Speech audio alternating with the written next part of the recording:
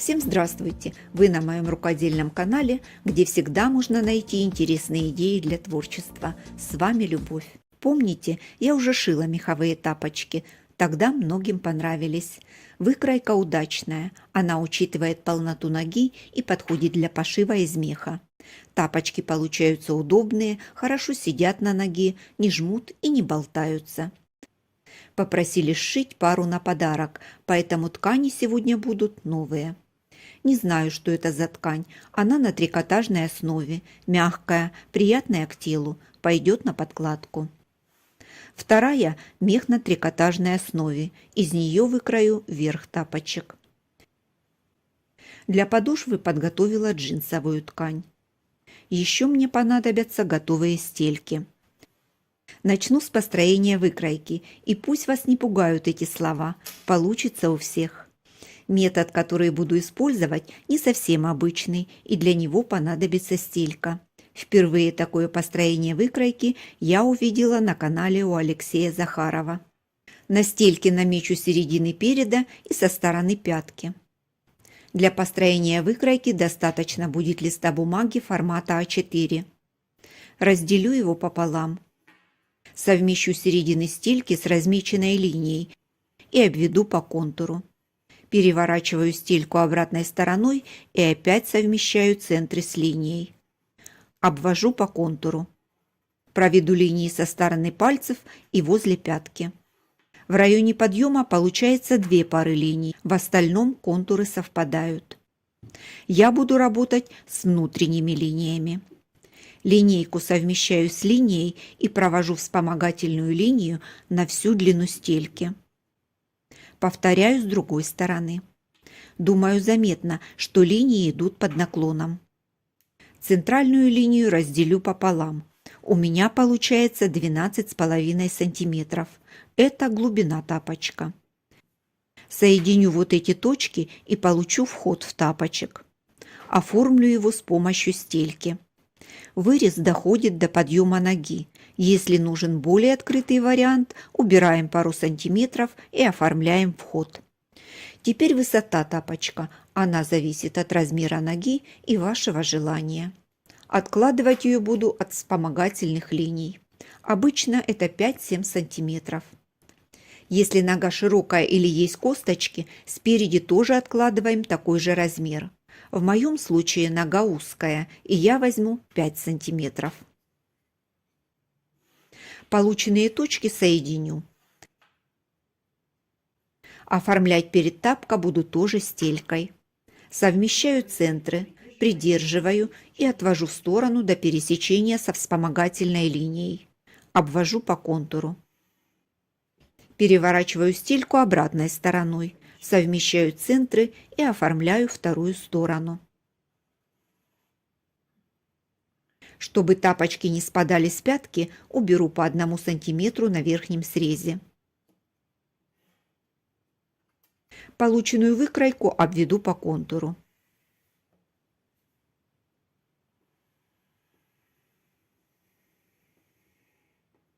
Для лучшей посадки верхний срез углублю до наружных линий. Если нужны тапочки повыше, этого можно не делать. Надеюсь, что построение смогла объяснить понятно. Если остались вопросы, пишите в комментариях или заходите пообщаться в телеграм-канал. Выкройка готова. На этом мехе нет направления ворса, учитывала только направление долевой. Еще буду шить из такого меха, он тоже на трикотажной основе, но ворс у него имеет направление, и при раскрое это нужно учитывать. От основного полотна отрезала куски подходящего размера, сложила их лицом друг к другу.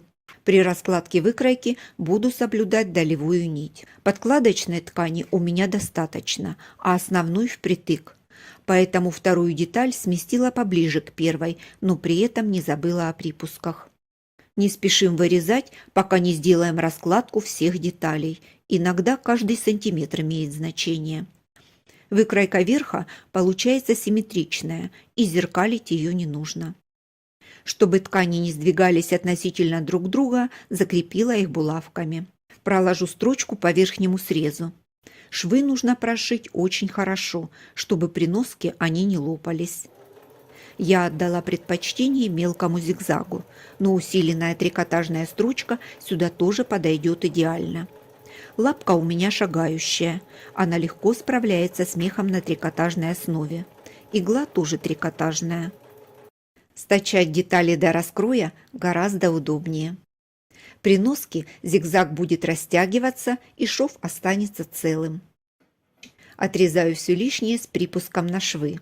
Делаю это не спеша, чтобы не повредить строчку и сделать одинаковые припуски. Прорезать 2 слоя меха достаточно сложно. Сразу уберу срезанный ворс, чтобы не собирать его по всей квартире. При стачивании мех попал в шов неравномерно, и образовались такие вот залысины. Достану распарывателем мех из шва и сделаю его более привлекательным. Припуски отогну на сторону подкладки и закреплю строчкой. Можно использовать любую эластичную строчку. Я закрепила мелким зигзагом. Дальше соединю задний шов на тапочках. Для начала совмещу швы, чтобы было все аккуратно. Выровняю срезы и зафиксирую зажимами. Соединила все тем же зигзагом. Высекаю утолщение в швах и выверну заготовку на лицевую сторону. Совмещаю контрольные точки на заднике и в районе пальцев. Затем по всему контуру. Теперь можно прошить все вместе. И здесь опять зигзаг, но уже не мелкий. Параметры лучше взять под размер припуска. Как всегда, помогаю себе распарывателем. Это упрощает обработку. Здесь небольшой перекат, плюс мех перекрывает шов, так что подкладку мы точно не увидим. Шагающая лапка справилась с трикотажем, и шов не растянулся, хоть он и обработан зигзагом. Теперь займусь подошвой. Отрежу подходящий кусок, чтобы не стягать лишнее. Тапочки зимние, поэтому подошву сделаю поплотнее. Раскладываю на джинсовой заготовке обрезки тканей. Думаю, пару слоев будет достаточно. Сверху кладу техническую ткань. Все слои соединю булавками. Сильно мелких обрезков у меня нет, поэтому закреплю не слишком густо. Проведу контрольную линию. Иглу в машине поменяла на джинс, а вот шагающую лапку пока оставила. Первую строчку прокладываю по разметке, все остальные на ширину лапки. После того, как простегала всю заготовку в одном направлении, обязательно проглаживаю ее с паром. Провожу контрольную линию в другом направлении и продолжаю стягать. Заготовка получается достаточно плотная. Детали для подошвы крою в зеркальном отражении. Обведу по контуру. С внешней стороны линии проложу строчку зигзаг, чтобы закрепить срезы. Вырезаю у самой строчки и получаю припуски для стачивания. Сразу намечу левую и правую. Проверю, чтобы подошва была одинакового размера. Материал для подошвы берите на свое усмотрение. Мне нравится джинс. Он прочный, и даже при активном использовании его вполне хватает на весь период холодов. Стельки выкроила из подкладочной ткани. Тоже намечу правую и левую. Соединять верх с подошвой начну с контрольных точек.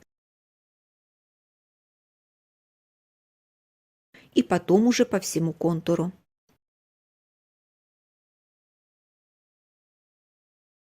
В районе пальцев остается лишняя ткань. Это добавит объем для свободы пальцев.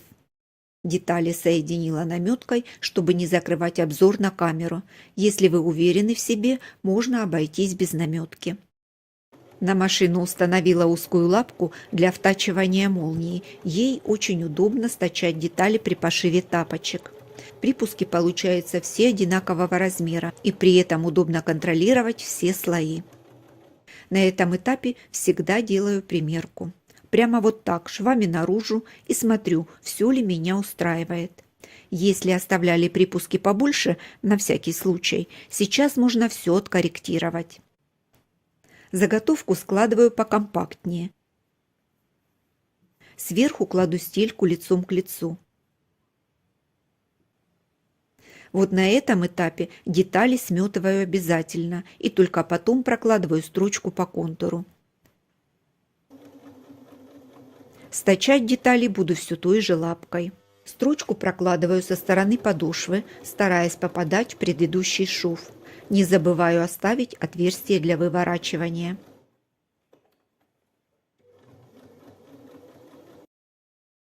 Проверяю, чтобы припуски были зафиксированы с двух сторон. Если стелька все-таки убежала, можно закрепить ее дополнительной строчкой. Осталось вывернуть тапочки через техническое отверстие. Сначала выверну пятку, потом перед тапочка. Подошва у меня плотная, поэтому делаю это не спеша, без резких движений.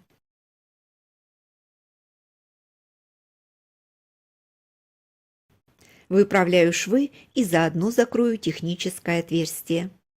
Готово. Внутри все срезы закрыты.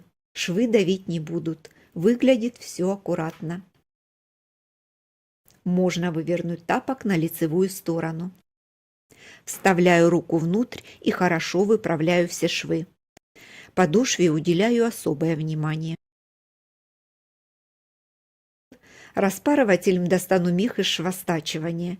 Делать это нужно без особого энтузиазма. Распарыватель очень острый. С этим тапочком разобралась. Теперь приведу в порядок второй.